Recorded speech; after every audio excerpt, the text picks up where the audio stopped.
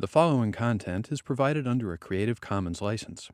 Your support will help MIT OpenCourseware continue to offer high-quality educational resources for free.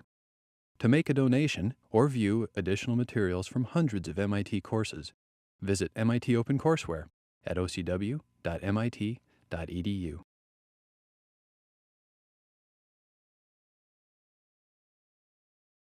And I think we're about ready to get started.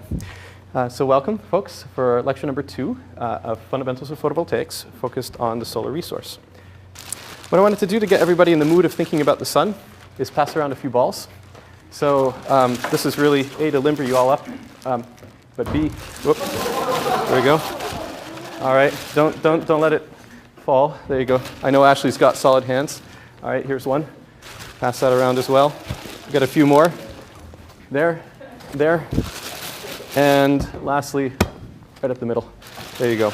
Okay, so today's lecture is really about the solar resource. And as we go through, it kind of helps to have a sphere in your hand, since oftentimes we perceive the world as being flat, no fault of our own.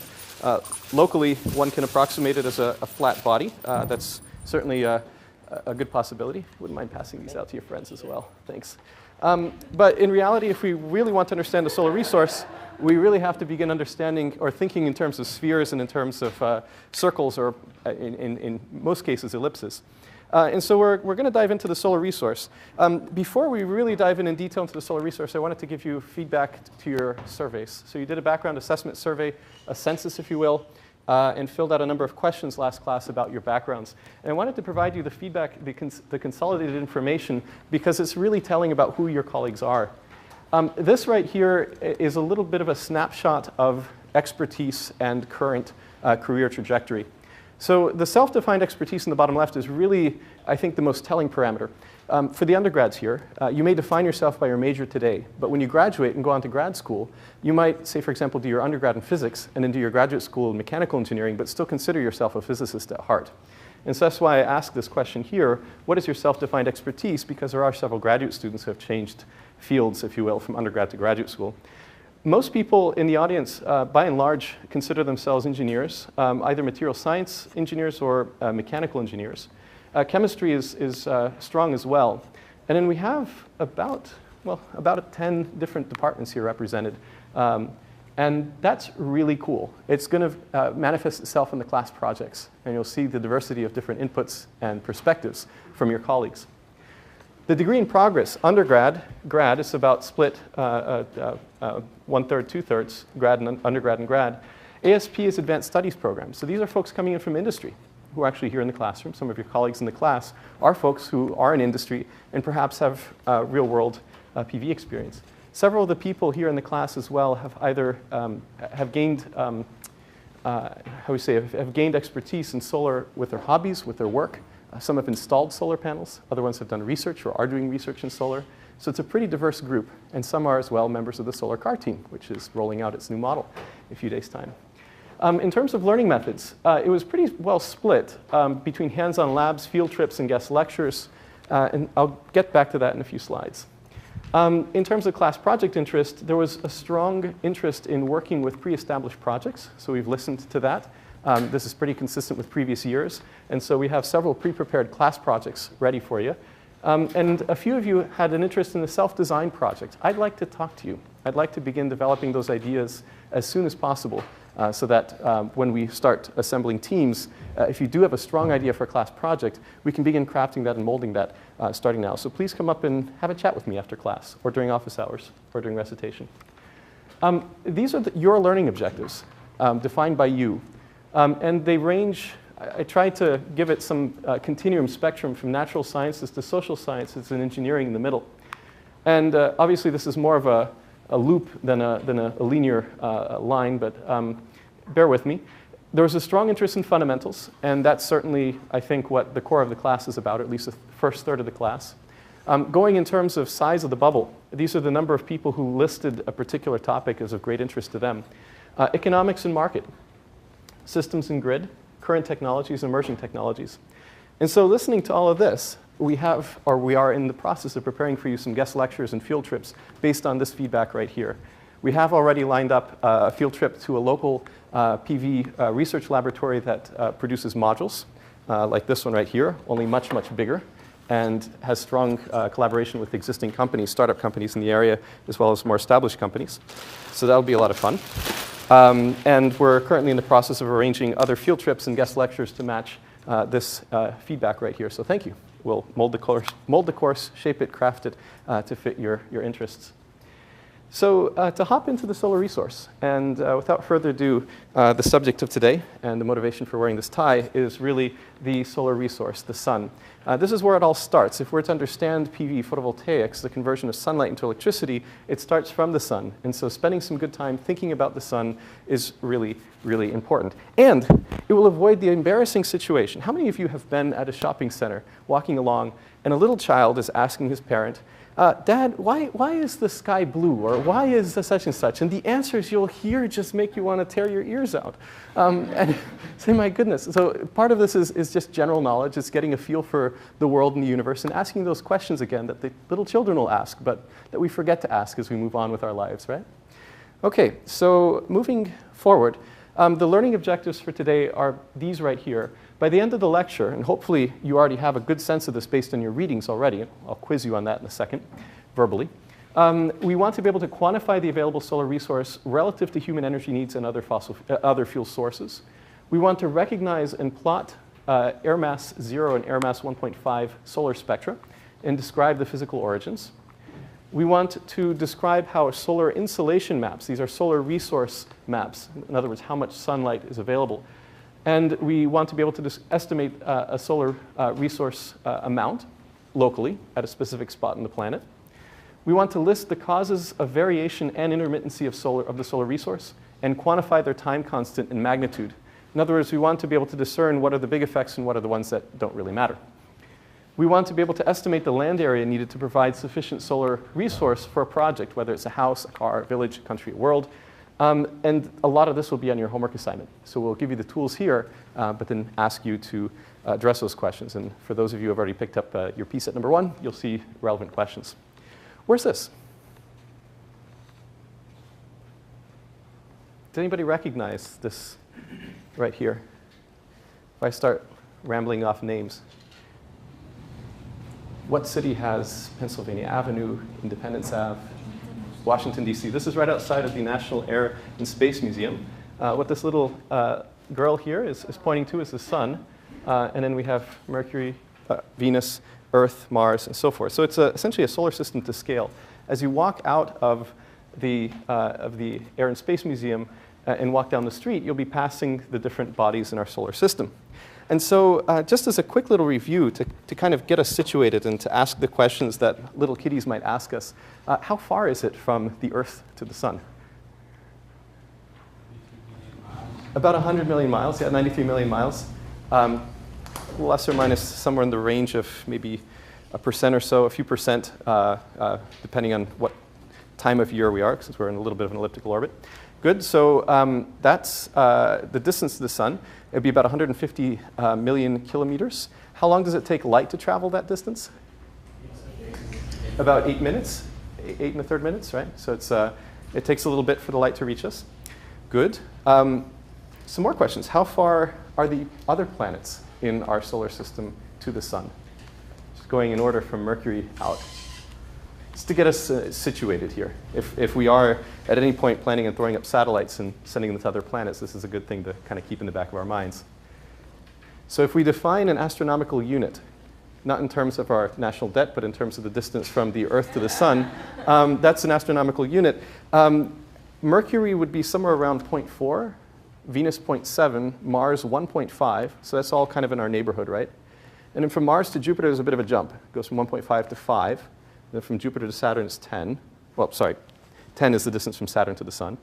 And then 30 and then 40. Sorry, 10, 20, 30, 40. So it goes Jupiter is 5, Saturn 10, Uranus would be 20, Neptune 30, Pluto 40, right? Pluto, planet, sort of.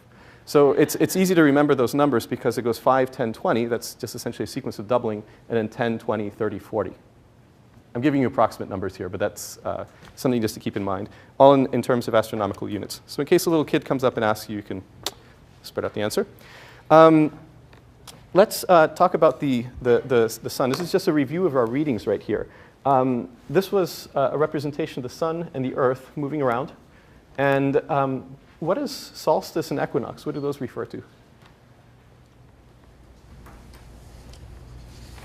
What is the equinox?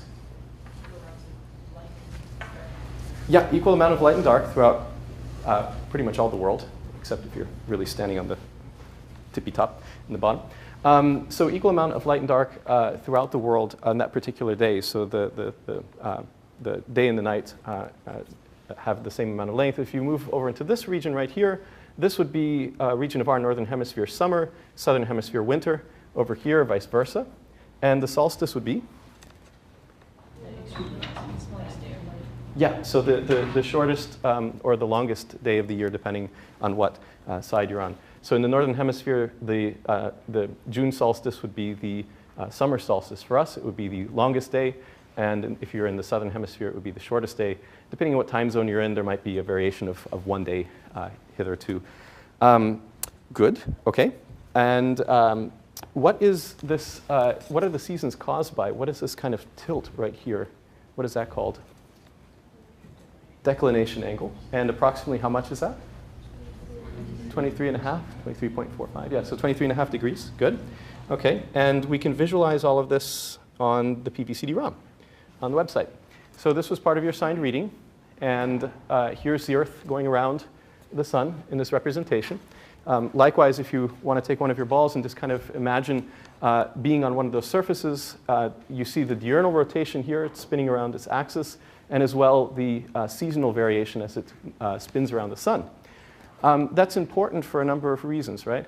That will determine how much sunlight is normally incident on the planet. If you are normally incident, if you're at this exact spot right here, you're receiving the sunlight full on. But if you're up here somewhere, right, your surface normal is pointing, some vector pointing out like that, you're only going to be receiving the cosine theta of that amount of sun. Right? So if you're an extreme example, if you're right here, you're not going to get any. But if you're in this part right here, you're going to get cosine of 0, which would be 1, so you get the full amount of sun. And likewise, as you move through the angles here. So it's important to understand what the relative angle is between our surface normal and the vector pointing at the sun. That varies as a function of season. It varies as a function of time of day. And obviously, over the entire Earth, you can define the precise amount of sunlight coming in, the precise solar resource, by a series of trig formulae. It gets pretty complex, and this website will actually walk you through it if you're so interested. Now, this is all review, since folks have all done the background reading, right? All done the background reading. Expect you to before class. Let me ask you a few trickier questions just to see if our creative juices are really moving at this early time of day. When would be the shortest day of the year? Let's start there. The shortest day of the year is approximately December 22nd, right, in the solstice. When is the latest sunrise? And when is the earliest sunset? You might need to pick up your little ball and rotate it around. Does anybody have just a gut sense? Would it be on the solstice? How many people think it's going to be exactly on the solstice? Let's say earliest sunset. How many people think that the earliest sunset is going to be a little bit before the solstice? How many people think a little bit after the solstice? I know people don't really know. The reality is that the earliest sunset would be a little bit before the solstice here. And the latest sunrise would be a little bit after the solstice. And it flips in summertime. It would be, let's see, the earliest sunrise and the latest sunset, yeah, before and after the solstice, respectively. Okay? And you can kind of think about that in terms of what is the solar noon. The solar noon is when the sun is directly overhead relative to our chronological noon, which is, I would say, less dependent on the specific angle of the Earth relative to the sun as it moves around this trajectory. Let's get more into that in recitation. I sense since there wasn't much traction there, I don't want to dwell. Okay. Good. Okay. Let's think a little bit more in terms of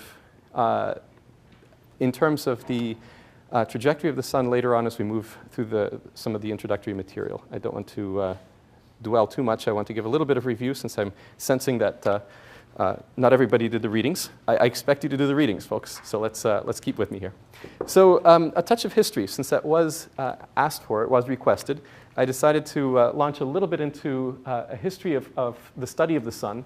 Philosophers going back to what I suppose most would consider early India studied the sun. There were some writings of some of the earlier philosophers that were recorded. Some have interpreted these writings as being indicative of perhaps heliocentric models. These are poetry, folks. It's a very different style of communication than what we have today of technical writing. So it's difficult for us to discern, or difficult for me at least to discern when I read the lines verbatim, if this is really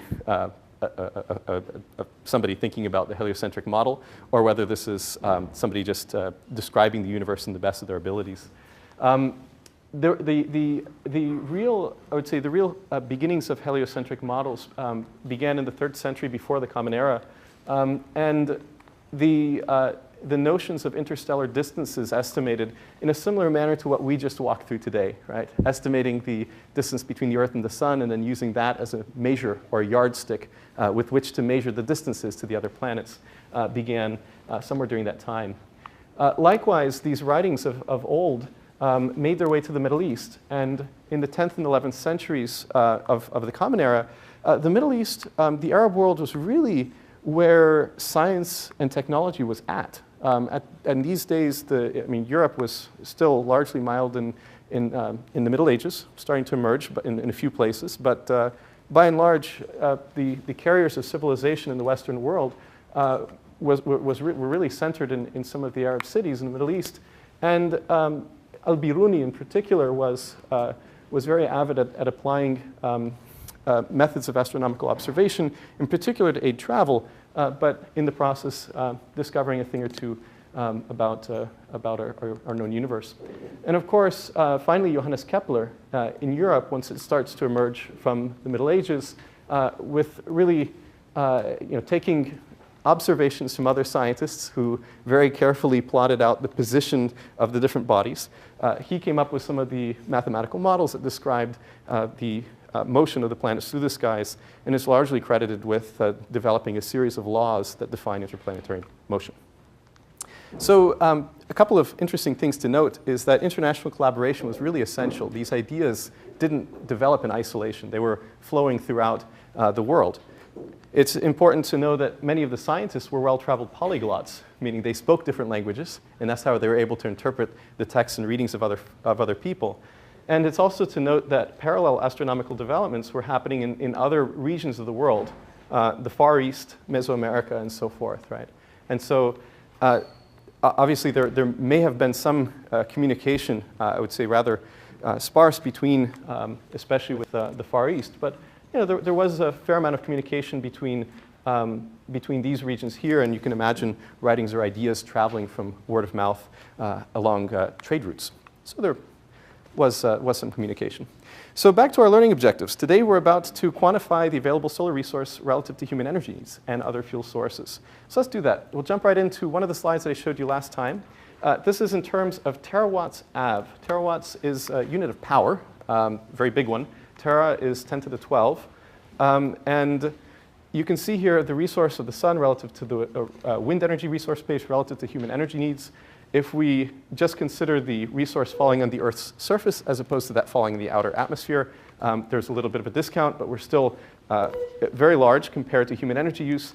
And if we redefine our units from terawatts into HECs, which are human energy consumptions defined in, say, 2050, where 1 HEC is the average, let's say, energy burn rate of 2050, you can see here that these numbers are a few orders of magnitude larger than what our human energy needs are. So if we were able to capture only 1% of all of the solar resource falling on the Earth's crust, we would be actually in pretty good shape. And 1% of the total land area on the Earth's crust, I believe somewhere between 1 and 2% of the United States is covered in asphalt right now for roads. So This could be on houses, on rooftops and buildings and so forth. We wouldn't necessarily have to exclusively repave virgin farmland with solar panels. So going back to quantifying the solar power, we have our sun. We're going to start by quantifying the solar resource by assuming that the sun is a black body. The same way that hot objects emit light, say for example when you turn up your stove and you have a very warm glow coming out of it, the sun is as well a hot body, a black body, sorry, very hot as well, somewhere around 6,000 Kelvin. And the total radiated power is given by Stefan Boltzmann's law here in the following way, where we have temperature to the fourth, and the temperature is somewhere around 6,000 Kelvin. And so we have this power being radiated out at the surface of the sun, and then as it travels outward, it becomes, you could say, diluted in effect, because the total surface area of that sphere is increasing, obviously as r squared. And so by the time that that light reaches the Earth, it's only a very small cross-section, or a very small solid angle, to be more precise, of the sun's surface that is radiating directly at the Earth right here. Because this in the absence of scattering centers in the universe that might reflect or bounce the light back toward the Earth. And you can calculate the total power incident on the Earth by that simple formula right there. What is the radius of the Earth? Again, one of these simple numbers you should kind of have in your head. 6,370 kilometers, somewhere in that order, right? And so you can begin estimating here the total power on the order of magnitude. It's going to be tiny compared to the total power that the sun is radiating, thankfully, or else we'd be pretty hot right now. So the average power coming from the sun on the surface of the outer atmosphere is around 1366 watts per square meter. Who's heard of 1366 before? Yeah, you've heard about it? All right, you know where the number comes from now. All right, it's pretty wonky. 1366 is a startup company, a spin-off of MIT focused on solar energy. Okay, and so that's at the equinox, which we just learned is occurring somewhere around March 21st, September 21st, coming up soon, celebration. The ratio of the surface areas of the spheres is really something to keep in mind right there. Okay, so we've quantified the available resource relative to human energy needs. Now we have to come up with some language that we use to describe the sunlight moving through the atmosphere of the Earth and reaching the surface of the Earth, right? So we're going to use what's called the air mass convention, or AM convention. AM stands for air mass.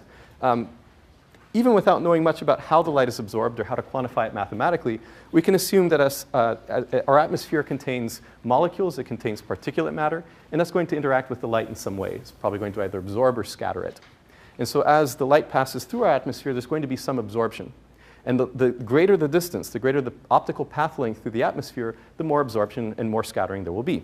And so we use air mass, or AM convention, to define the path length or the path distance through the atmosphere. AM0 would mean the outer atmosphere. AM1 would be essentially just going straight through normal incidence, so that the direction of the trajectory of the light is parallel to the surface normal of the Earth at that location.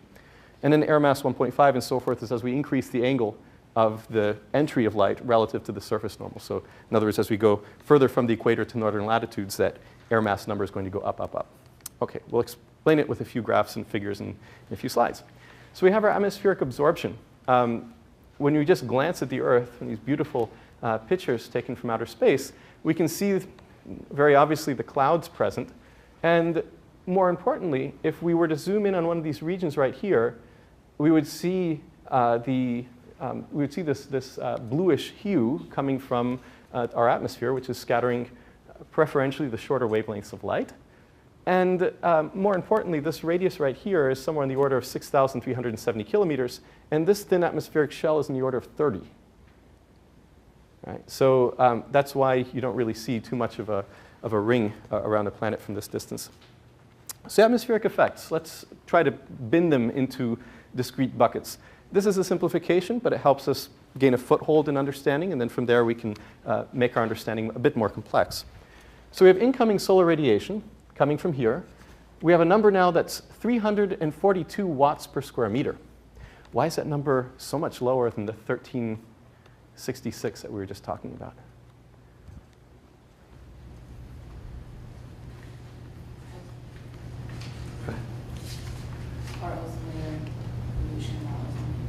Yeah, so this is meant to be an average over the entire day at one fixed point along the ground, right? So as we're rotating around, we have at least half of the day normally when we don't have sunlight. And then there's, I would say the cosine theta angle is not 1 at all times. It's very rarely 1. And so this is a bit of a discounted incoming solar radiation, essentially a time average solar radiation for a given patch of the planet over a typical day.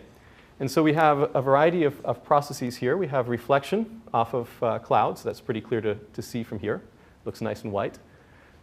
We have some absorbed by the atmosphere, typically in rotational or vibrational modes of molecules up in the outer atmosphere, sometimes by particulate matter as well. And then we have the amount that's absorbed here by the surface, of course, reflected as well. And so the amount that's incident on the surface or coming down to us is what we can actually use to make solar energy. And this is an average, right? Because sometimes the cloud cover is a lot greater, and for that particular day, we will have a lot less resource striking the ground at a given time. This over here, this is all mostly infrared, right? Where this is visible coming in, once the light is absorbed and then gets re-emitted, usually gets re-emitted in longer wavelength light, or the infrared light. And this is the stuff that gets blocked by or absorbed by greenhouse gases and then re-emitted equiangularly, and some of it makes its way back to the Earth, right? Okay, so air mass. Let's define that so that we have a common language that we can use to describe the solar resource from place to place. So again, this is the sun. This is the surface right here. And let's imagine that the angle between the incident sunlight and the surface normal is 0, such that the cosine theta term is 1. Air mass here at this point on the surface of the Earth is going to be AM1. So we call air mass 1 if the sun is literally directly overhead. What did we learn about the declination angle of the Earth? It's about 23.5 degrees, right? How far north are we? What is our latitude here in Boston? 41, 42-ish, right? So let's, for simplicity, say that here in Boston, our latitude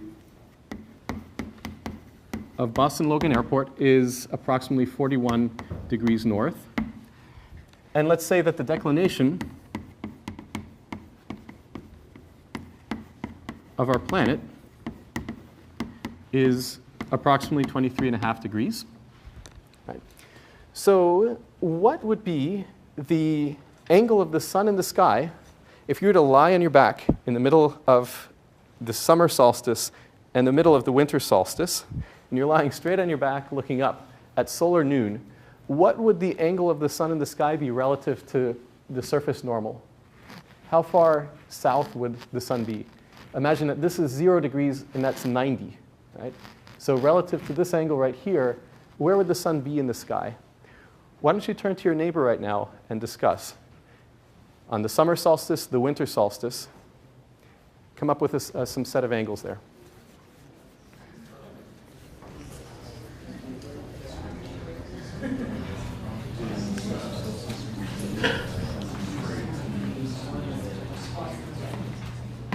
All right, folks, what did we come up with? This is our little human being, you, in Boston. This is south, and that's north. And we're at the solar noon in the winter solstice and the summer solstice. So here's you. This is directly above. So let's say if you're lying on your back and looking straight up, that's the surface normal of the Earth.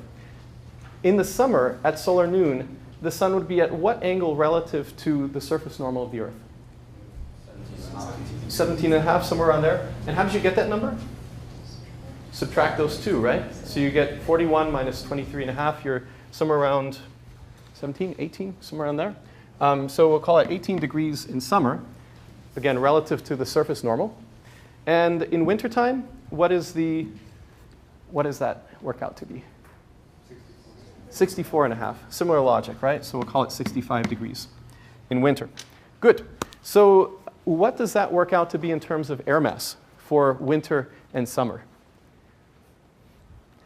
Quick engineering approximation, I'm going to say that in summer it's approximately air mass 1, but you can calculate it real quick. Somebody with a calculator want to plug those in? And roughly 2 in winter, right? Okay. We're going to get into scattering of light in next lecture, actually, and we'll see why that matters in terms, especially of getting sunburned, since the shorter wavelengths, the ultraviolet, are more sensitive to the path length. Okay, good, very good. So we have pretty much a gut sense now of where the sun is in the sky. And as it moves from summer to winter, from our perspective, it follows a little bit of I would say a sinusoidal path, right? It stays in summer for a long period of time up here, and then it moves pretty quickly down here and then stays here. So versus time, the angle of the sun in the sky is following a sine curve, or cosine curve, if you will, right?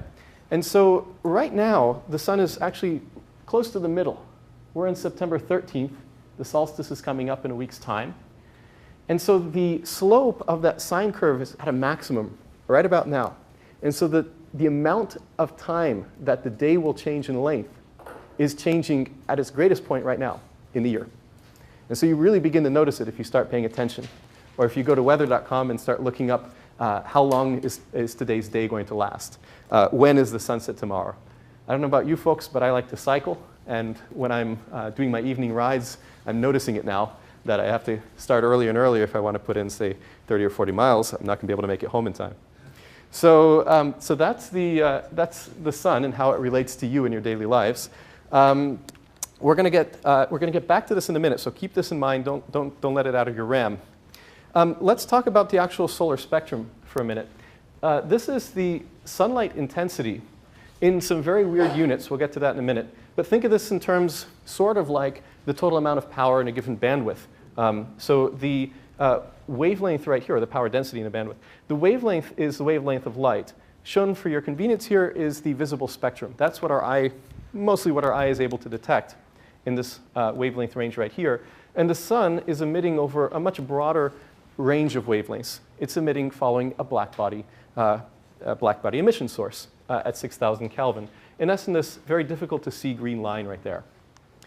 Air mass 0 spectrum looks like this red line right here. And again, letting me remind you that the air mass 0 is the light that's falling in the outer atmosphere. There is no Earth atmospheric absorption yet. Why do we have these little lines here? You can see it's not a perfect black body. We have some, I'll give you a hint, absorption lines. Where is that light being absorbed? Is it the ether between the Earth and the sun? No, there's no ether between the Earth and the sun. Where's that light being absorbed? Hydrogen ions and stuff. In the sun itself, right? So these are absorption events occurring in the solar atmosphere. And now if we do air mass 1 or 1.5, let's push it up a little bit from air mass 0. This is now passing through an angle somewhere around 60 degrees. Now what do we have? We have several absorption lines occurring, right? And these correspond to absorption events where? In the Earth's atmosphere, exactly. And so we can attribute each of these little absorption lines here to a particular, usually it's a molecule, in the Earth's atmosphere. Note the sensitivity of the human eye in black right here, and how well matched it is to the air mass 1, air mass 1.5 spectrum. That's pretty cool. That's pretty cool. Okay, so, so there you have the spectrum. Let's get to these units of power density per bandwidth for a second. The way to think about those units is as follows. Kilowatts per meter squared. Okay, I get that. It's the amount of power falling on a unit area. Per micron. The reason it's normalized per micron is because the wavelength units right here is in microns, and if you take the product of the two, it makes it pretty easy to calculate the total power density, right? So if you want to calculate the power density, the total watts per square meter falling on the Earth, say between 0.5 and 1 micron, you can calculate the total amount of power by multiplying one versus the other. So that's why they're in this weird unit right here. It's to help you perform calculations, like the ones you'll do on your homework, like the ones you'll do for your class project, and so forth. And it strikes a little bit odd the first time you look at it, but it begins making sense, and you're appreciative of it after a while. There are standard spectra. There are standard reference spectra. Sure, you can go outside and using some form of spectrophotometer, you can measure the incident solar radiation and map out the spectral irradiance as a function of wavelength. In terms of planning or communicating with other scientists, we typically refer to standards. We use common yardsticks, common metrics, and that facilitates communication, avoids ambiguity, avoids misunderstanding. And so these standards right here, these ASTMs, refer to the particular standards that are used for those solar spectra. And in your supporting online material, at the very end of the lecture slides online, we go into some more detail regarding that for those who are interested. So again, these little absorption lines here correspond to specific atmospheric events, interactions of that particular wavelength of light with some molecule usually in the atmosphere. We can as well have generalized attenuation due to other scattering mechanisms. Notice right here in the short wavelengths what's happening. From the red to the blue, this light is particularly affected. We have a sharp drop in the shorter wavelengths, and it grows sharper the shorter in wavelength you go. So the attenuation, due to passing through the atmosphere, grows or increases the shorter in wavelength you go. And this is a process generally called Rayleigh scattering. And there is a wavelength to the fourth dependence. So as you go shorter and shorter in wavelength, the likelihood or probability of scattering will increase. Why is that pertinent to us? Well, now you can answer that little child who walks up to you in the shopping mall and says, "Why is the sky blue?" You say, well, there is this elastic scattering mechanism of electromagnetic radiation, whereby in a broad spectral event, such as the sun, black body emission, we have the shorter wavelengths that are scattered more. And that's why when we look away from the sun, in the other direction, we see those shorter wavelengths that are scattered back to us. That is pertinent for two reasons. A, it makes the sky look blue. Secondly, it's not only the short wavelengths in blue light that we're worried about, but also the ultraviolet radiation, right? So even on a cloudy day, if there is a few open patches and you can get a scattered light coming in, you can still get sunburn. And secondly, there is a very strong dependence on the path length, the optical path length, the air mass, right? So if you go further north in latitudes, where your air mass increases, right? Because now, if you think about the atmosphere as being kind of a flat, just give me an approximation for a minute. If you think of the Earth being flat and the atmosphere being flat, now the path length in winter is much, much greater than the path length in summer. Same sun, just different path length. You're much more likely to get sunburn in summer than you are in winter, because the path length is a lot shorter, and the amount of short wavelength ultraviolet radiation that will be scattered away is going to be less in the summer than in winter. That's also why if you go south in latitude, for example, from here, say, to Miami, your incidence of getting sunburn is a lot greater, a lot more than the total increase of the visible portion of the spectrum. So the sun might not look that different to you, but your incidence of sunburn events goes up quite a bit, and that is due to Rayleigh scattering. And now, by this point, the little child has already run crying back to the parent. But you have a full satisfaction of knowing how the universe around you is put together. And that actually was a pretty deep problem. It took a long time for at least European scientists to crack that nut and figure out what was going on. Describe how solar installation maps are made and use them to estimate the local solar resource. So we have metrology. We have techniques that we can use to measure the amount of sunlight that is out there. And now we want to apply those in some systematic fashion to measure the average solar resource around the planet, including the oceans, and then use that information to estimate later on the land area needed, or the size of the array, or how many cells we're going to have to string together based on the solar resource locally. So how are these insolation maps made, these maps that we'll use as engineers to size our systems? First off, let me define insolation. This is not insulation, as in stuff you put around the house to keep the heat from going out. This is insolation with an O, a shorthand for incoming solar radiation, insolation at the top there. It's typically given in units of energy per unit area per unit time. So kilowatt hours, that's energy, per meter squared per day. And it's helpful when designing or projecting these PV systems. And it's affected by a bunch of stuff, which we'll get to over the next few slides. So we can measure insolation from the ground. That's a surefire way to do it. This right here is a pyranometer. Pyro, fire, sun. Ano, on top of, right? So anode, cathode, kata, under, ana, above, catatonic, under, right? Okay, so pyranometer, so it's basically measuring the sun above, right? It's measuring the sunlight above. This is a full hemisphere. measuring the sunlight coming in from all angles. There's a small little sensor right here. It's lying flat, and that glass is essentially allowing the light from different angles to get in to the sensor. And this is a very narrow, solid angle of the sky. It's probably just looking at the sun, or in a particular direction rather, plus or minus 2.5 degrees in either direction. So it's a very limited, solid angle of the sky. This one over here would be more appropriate, say, for a flat panel that's receiving scattered light coming in at all angles. This one over here would be more appropriate for a tracking system, especially a concentrator system that has optics that only accept light in from a very limited solid angle. Just imagine you have a lens that has to have light incident to it to focus it on the right spot. And if the sun moves in the wrong spot, or put it another way, if the lens is in the wrong position relative to the incident solar radiation, the light is being focused off of the solar cell, and it doesn't produce any power. So this is a system that's used for measuring the direct solar spectrum, which will be useful for calculating the total output from concentrator systems. And this pyranometer over here is useful for flat panel systems. And we can also measure the total amount of incident solar radiation, total amount of insolation from the sky using satellite imagery. This is an example of a measurement. And this right here is insolation, average insolation from 0 to 550 watts per square meter, taken from a NASA satellite with the NASA Earth Observatory. Very cool website, great place to spend a Friday night if you don't have plans. Just log on here, and bunches of maps from snow cover to population density to CO2 being emitted to wildfires around the planet. Anything that a satellite can measure, they're measuring, and the insolation value is one of them. And so we have data from various points. This is the insolation in January. So in January, it's the southern hemisphere's summer, the northern hemisphere's winter, and as a result, we have less insolation up north. We're in the blues, and the southern hemisphere is more in the reds. And of course, the tide turns. In July, we have our summer, and the southern hemisphere has their winter, and the poor folks here in Antarctica have nothing. So a couple of things to note, just already straight off the bat.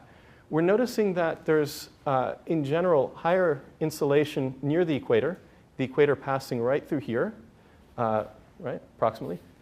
Fun fact, small city up there in the north of Brazil, there's a soccer field that is half in the north and half in the south. Anyway, that's neither here nor there. We have rainforests up here in the north of Brazil, Central Africa, and here in Southeast Asia.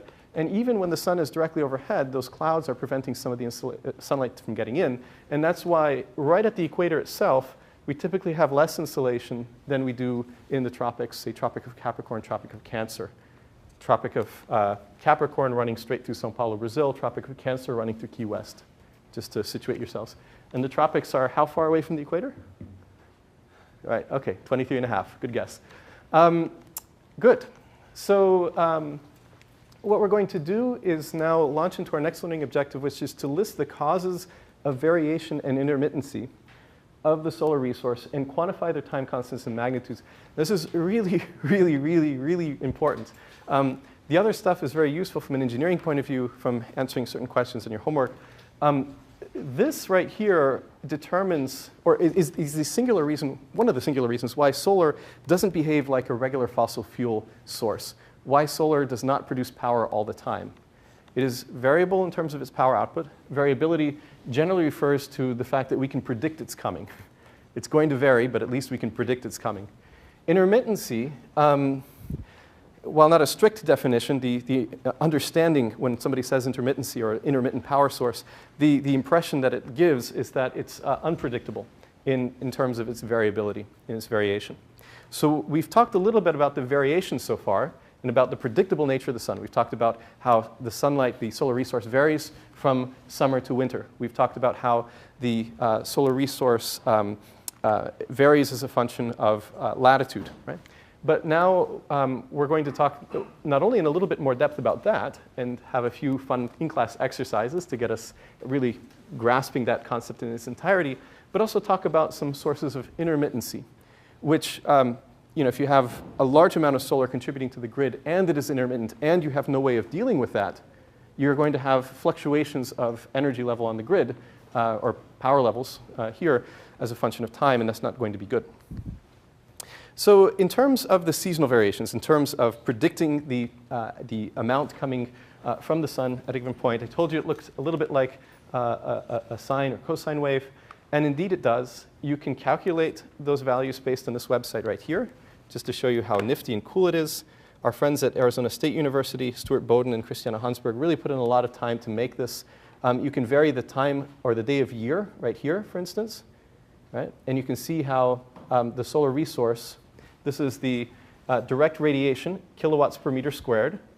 And this is the time. So if you take the integral of the curve right here, you're going to get what? Units of? Power times time is energy. Energy per unit area, right? So you're going to be able to calculate the total amount of energy falling on a given area per day, let's say, right? So if we look at the size of this little curve in winter, the total area under this is going to be very small. That's because the solar resource is very small. And the sun rises late and sets early in winter. And as we move towards summer, obviously the total amount of the solar resource increases. Not only it increases because of this, that we have at solar noon, we have less of a path through the atmosphere. We have more sunlight reaching the Earth. We have a total increase of the amount reaching the Earth. We also have that cosine theta term here dictating the cross-section incident to that sunlight coming in, increasing. And so that's driving this going up. And we also have a second fact that the time of the day, the total duration of the day increases, at least in northern latitudes. And here at around 40, let's say 41 degrees north, here in Boston. And we have, because of these two effects, a much larger area underneath that curve. And so as we go through summer, and now finally to September 13th, and back to winter, our solar resource goes back down again. So you can calculate it, you can visualize it. That's cool. And we can plot the total amount of energy per unit area per day, essentially the integral under that curve, as a function of location around the US, around the world, per month, let's say, right? So this is January. This is kilowatt hours per meter squared per day. So it's just taking the integral of the curves measured. So it's accounting for cloudy days, which kind of has a depressive effect. This is an envelope function, if you will, the maximum you could get. And then, of course, local weather patterns will suppress that, drive it down. So this is the real map of the United States. And you can see in sunnier areas that are less cloudy, over here, for example, in Arizona and New Mexico, there's a large solar resource even in January.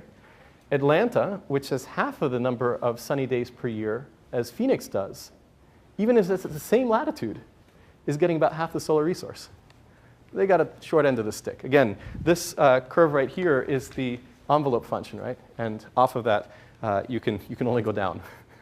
You can only decrease the amount of solar resource actually arriving at our feet here. And so this is in January, and this is all in the same color scale here as we move through the months. So we'll move from January to February to March, April, May, June, July, August, September, October, November, December. So you can see across the United States how the resource is distributed geographically. The general trend that as you go from south to north, you have a decreasing solar resource holds. You can also see the influence of local weather patterns as well for the same latitude. So that's pretty nifty. And another nifty fact, if you look at the year average value, annual, this is the annual average value.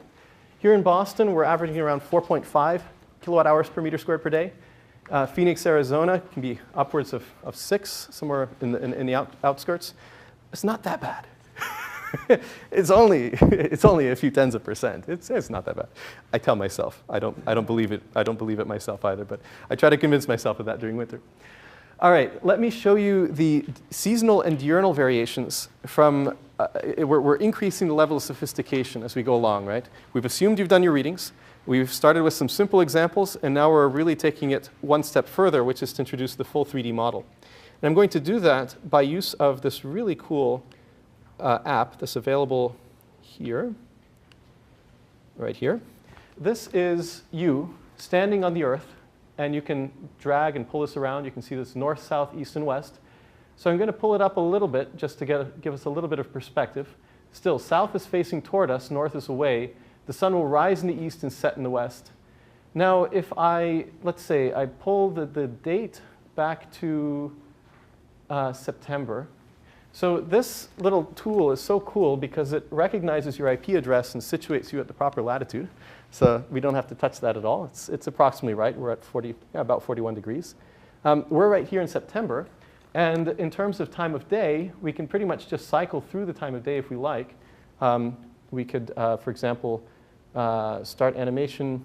Let's see, this is going very fast right now. I'm going to slow it down. So you can see the time of day moving right over here. And you can see this, relative to our vantage point on the surface of the Earth, this little yellow dot here and this yellow line is tracing through the path of the sun in the sky from our perspective. And so as we go through the seasons, I'm going to speed it up just a little bit so that we pay more attention to the position of this yellow line and less attention to the diurnal variations. We're paying more attention to the seasonal variations.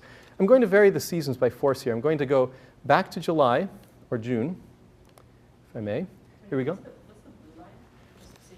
Yeah, so there's a number of other lines right here, and they're all explained very carefully. There's the hour of ascension, which would be prime hour circle. Yeah, so I believe I'd have to go back and double check all of this, but I believe they relate to the what would be the sunrise and sunset of that given day. Let's see if our hypothesis is correct. No, it is not. That would have to be, since it's varying in a systematic way from January through the summer and then back to the winter, I'm imagining this has something to do with the direction of the sun relative to the Earth, right, as it traces that ellipse through the sky. So let's pay attention to that yellow line for a minute. That's the one I want to attract everybody's attention to. Now we're in June, so in the height of summer, and relative to this observer right here, the sun is further up in the sky, right, just like we traced out right there. And now as we go to winter, that line drops closer to the horizon. So a couple of things happen. If we look like this, for instance, now we're looking straight down on the observer. In wintertime, the sun will rise in the southeast, right? And it'll trace this arc through the sky and set in the southwest over here. In the summertime, the sun will rise almost in the northeast, north of east, right? Just slightly north of east. And that's why if you have a north-facing window and you put your little plant on the windowsill, it'll get a little bit of direct sunlight early in the morning and late at night. It's when the sun is tracing this part or that part through its trace in the sky. So it's worth sitting down with one of these plots, toying around with it, getting accustomed to it, and understanding really how the sun traces this arc throughout the sky relative to our position right here on the Earth. If we shift this further up north, really interesting things begin to happen. So for example, my wife is from Sweden. If we go to her hometown right here, in the middle of summertime, right at the solstice, you can see the sun traces this awesome route from north to north, barely leaving the horizon. If we look at, again, from the perspective of the little creature here, that yellow arc is really close to the horizon. Maybe it goes up about that high, but it continues going all the way to the north. And if you keep going north, it will never set during the middle of summer. It'll just be light all the time. And you can see here, it just traces that orbit right around there. It's all trig, folks. We can do it. We can sit down and we can work through the equations by hand. I did that once. It took me a long time. I didn't learn that much. I would instead advise you to go to one of these simulations right here, but to understand all the inputs into it, all the different components, right? The fact that the Earth is moving around the sun as a declination angle, seasonal variations, and so forth. Very useful tool. You have the website link right here. And yeah. So from this tool, actually, one last tiny thing. From this tool right here, we can understand why, okay, this is real stretch, and forgive me, social scientists in the room for doing this, but I have to project a little bit of science onto human behavior. How far west is Madrid from GMT? Madrid, Spain. It's 3 degrees west of the Great Meridian, right? So the line that divides the east and the west hemispheres is 3 degrees west. But it is one time zone earlier than London, right? So it's in the same time zone as Germany and all the other cities that are east of London. And this is just for convenience factor. If you're traveling from one continental European country to the other, it just makes sense to have everything be on the same time zone. You get to work at the same time, sort of. Pick up the phone, call somebody, you're doing business. Now, relative to everybody else in Europe, though, is the sun setting later or earlier if you're that far west in your time zone? Later, right? So the sun is setting later if you're there. So if you're eating according to the sun, not according to what your watch is saying, but if you're choosing to eat dinner when the sun is setting, when will your watch say, oh my goodness, it's really late? When you're in Berlin or when you're in Madrid? When you're in Madrid, right? So again, I'm not saying that this is the sole reason for social behavior being a little different on the Iberian Peninsula, since Portugal also eats very late and they're in the same time zone as London, but it could be a contributing factor, right? The sun is still up in the sky when it's 5 p.m. in winter, let's say, and where in Germany it's set a long time ago. So these are just little things to keep in mind. An easy way to calculate that, when is the solar noon, you look at the Earth more or less like we're looking at this right now. We have 360 degrees. We divide that into 24 time zones. And then we say, OK, about 15 degrees each, right? And then we can begin counting from there. If in Boston, we're 41 degrees north, but we're 71 degrees west. Right? We can say, OK, we should be, for GMT -5, we should be at around 75 degrees. And so we're a little earlier. So we do things a little earlier around here than what the solar noon should be telling us to do things. Wake up a little earlier, go to bed a little earlier. And that's why students you're like, dang, there's no nightlife around here. I'm not saying that's the only reason, but it could be a contributing factor. Whereas the opposite happens when you're far west in your time zone. OK, so again, just trying to wrap our heads around the solar resource and around the world around us so that we can answer that little child in the shopping mall when they come with questions. What are these? Solar trash compactors, right? At the Student Center. Anna's Taqueria is right over there. Dunkin' Donuts is there, right? So these are solar panels mounted on the tops of those. And what the solar is doing is charging a battery inside. Once the trash reaches a critical level, a sensor is triggered, it stops you from opening this bin, and it compacts the trash, right? And then releases and allows you to open and put more stuff in. And what it does is it minimizes the number of times between trash pickups. If labor is a large portion of the cost of trash management, of waste, of refuse management, then it eliminates some of the labor, transferring it instead to the technology. And so installing these at the Student Center, I had a little bit of a pet peeve.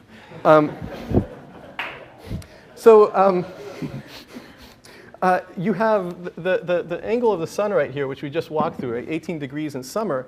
And it just so happened to work out that, and these numbers were approximate. This was me going with my kind of engineering sense. That's about 45 degrees. Count the number of paces, equilateral triangle, estimate the height of there.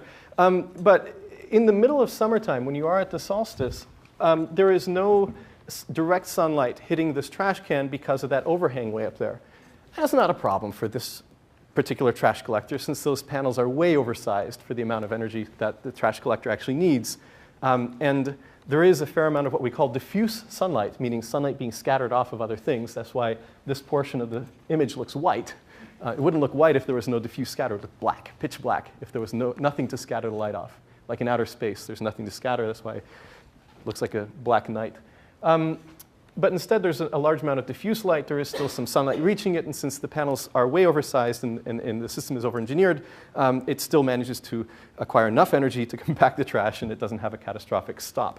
But it was an example of somebody not really thinking much about the direction or the angle of the sun in the sky. They probably installed it sometime around March, right when the snow started to melt, and the sun was right around here, right? And so the angle was around there, and it made it into the trash collectors. But you know, as the summer came along, it got shaded.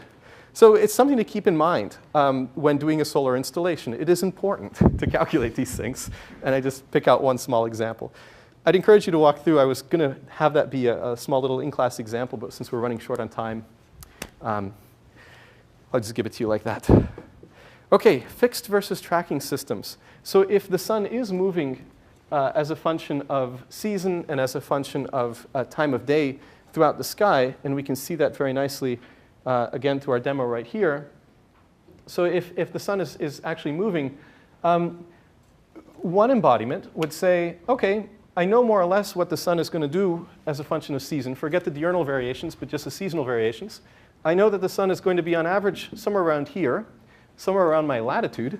So if I point my panel at latitude tilt, right, since this angle was, what was it, 41 plus 23. This angle was 41 minus 23, so this one would be right around 41 latitude.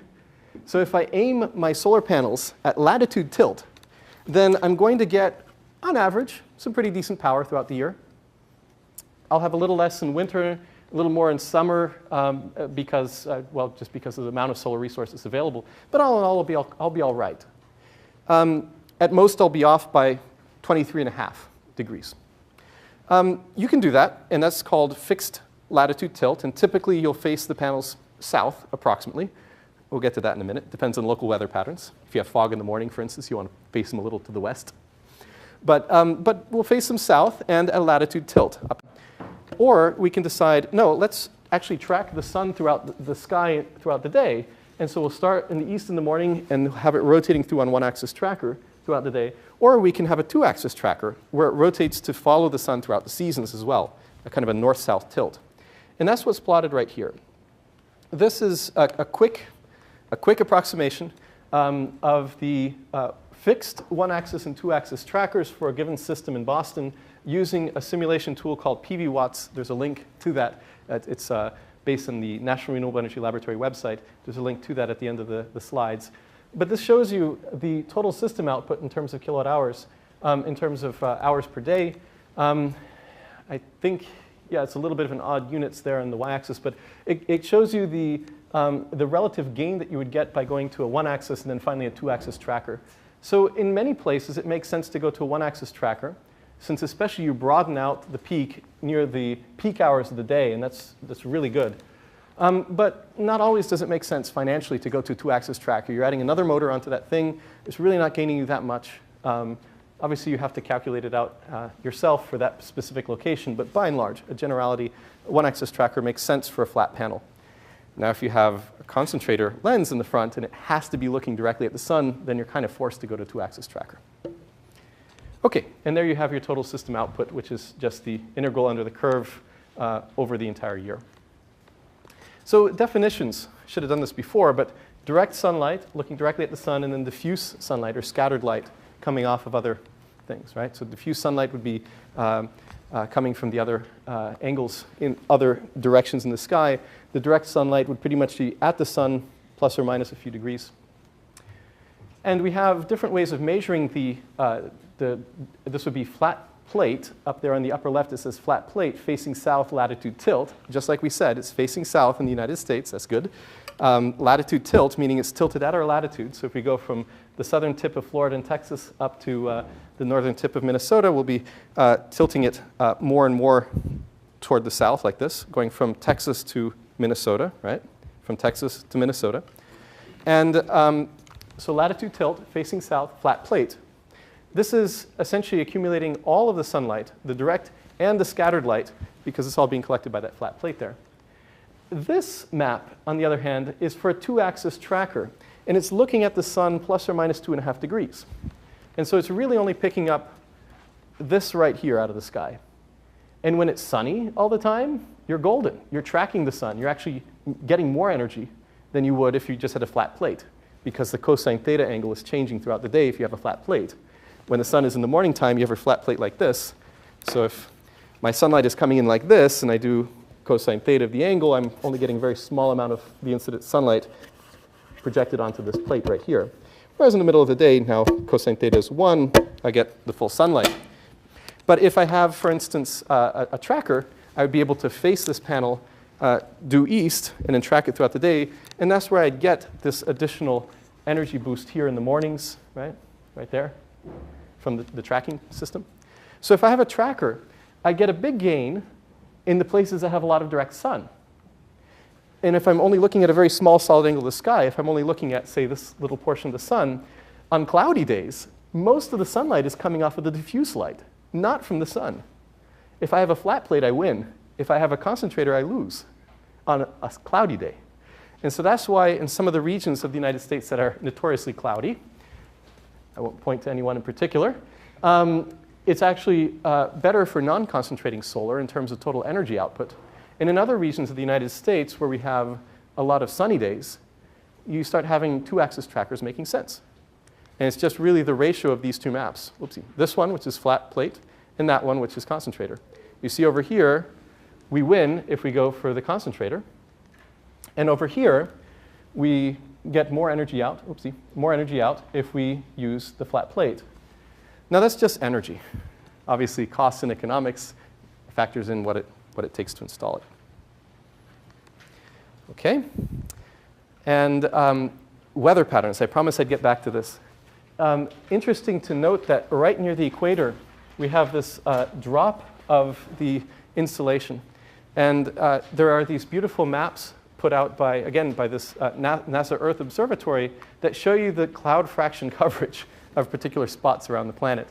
And you can see that right near the equators, typically we have these beautiful tropical forests, and those are, obviously the high cloud cover in those regions is blocking out some of the sun.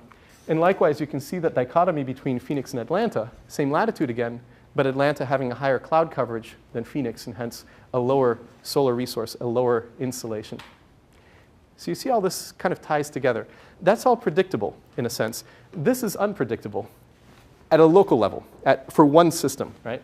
If the sun is tracing its route through the sky and you have that envelope function that you've just spent so much effort calculating out with all your trig functions in the computer simulation, the code that you've just been given here, and now a cloud comes over, some random cloud that was very hard to predict, and you just have one panel, one tiny little thing like this, and the cloud goes over it, boom, all of a sudden you get a drop in your instantaneous power output. Boom, drops again, another cloud drops again, and then a thunderstorm in the afternoon. So a meteorologist could have told you that this thunderstorm was coming, but a meteorologist would be hard-pressed to be able to predict the evolution of a tiny little cloud over your system. And so the question is, to what degree are these local weather patterns predictable and unpredictable? And hopefully, some of you over this class will be able to help answer that question by analyzing data from tens of thousands of systems that have been installed throughout California in local geographical systems, for example, in the Los Angeles region, San Francisco region, and so forth.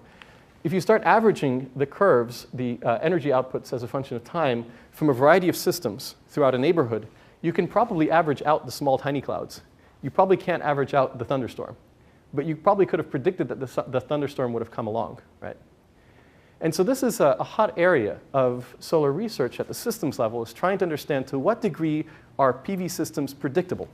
To what degree can the power output of a PV system or an ensemble of PV systems be predicted in advance? So we don't wind up in a situation where all of a sudden we have this catastrophic drop of a cumulative PV system output of, say, 30%. And meanwhile, it's a hot summer day, everybody's air conditions are going, and we cause failure of the power grid, kind of worst case scenario. So this boils down to intermittency, with the short time constants tend to be less predictable, cloud cover, and it's relevant for predicting power supply reliability. And the longer time constants tend to be more predictable, the diurnal or seasonal variations, and these are relevant to calculating total energy output annually. And oftentimes when we just work off of these long time constant variability issues, we're assuming we have access to easy storage. Right now, the solar panels on top of my roof, they're producing in excess of what we're consuming right now, because neither my wife or I are at home, and they're injecting that power into the grid, and the grid is serving as our big battery, as our storage unit. And I'm riding free. I'm a free rider right now. I don't pay for that service necessarily. I do to NSTAR. But they're not charging me extra for the service of using the grid as my big battery. Another thing to keep in mind is that we're calculating all of this on the basis of engineering and scientific principles. We're calculating the solar resource, which is a good, important first step. Now, if we look at the actual solar installations by year and by country, this is a big table, but follow me on the two underlined red lines here. DEU, that stands for Deutschland, Germany, and USA. We'll see that Germany has about 7 times more solar installed cumulatively than the United States does. And yet, If we look at the solar resource in Germany relative to the US, this is average annual, same scale, going from 900 to 1,200 kilowatt hours per kilowatt per year. We can see that there's a lot more sun in the United States than there is in Germany. So there's something else going on than just the solar resource. And that's the economics.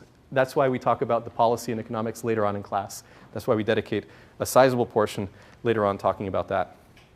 Lastly, our final learning objective before we halt for questions and for comments, we need to estimate the land area needed to provide sufficient solar resource for a project.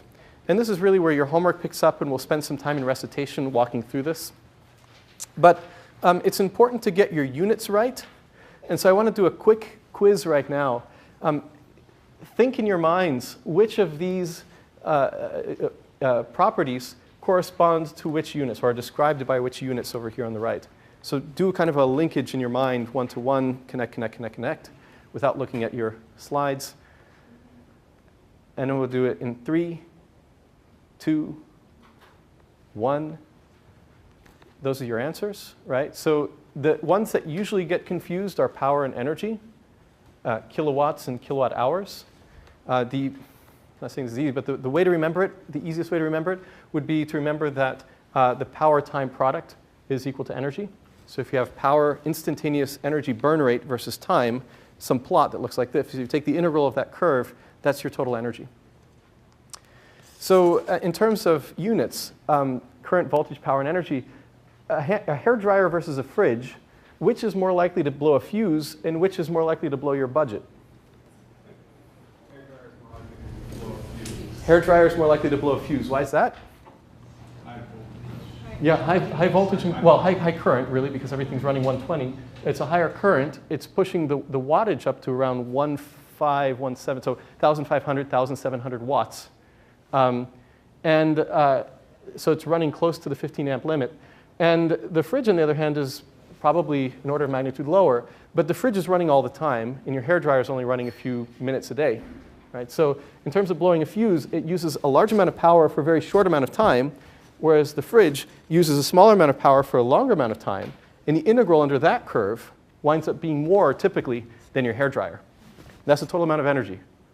And you pay by the energy. You pay by the kilowatt hour to your utility company, and that's why it would blow your budget. Yep, oopsie. So the numbers work out to somewhere around 1 kilowatt hour per day for the fridge and about half a kilowatt hour a day for the hairdryer. A kilowatt hour is how much in here?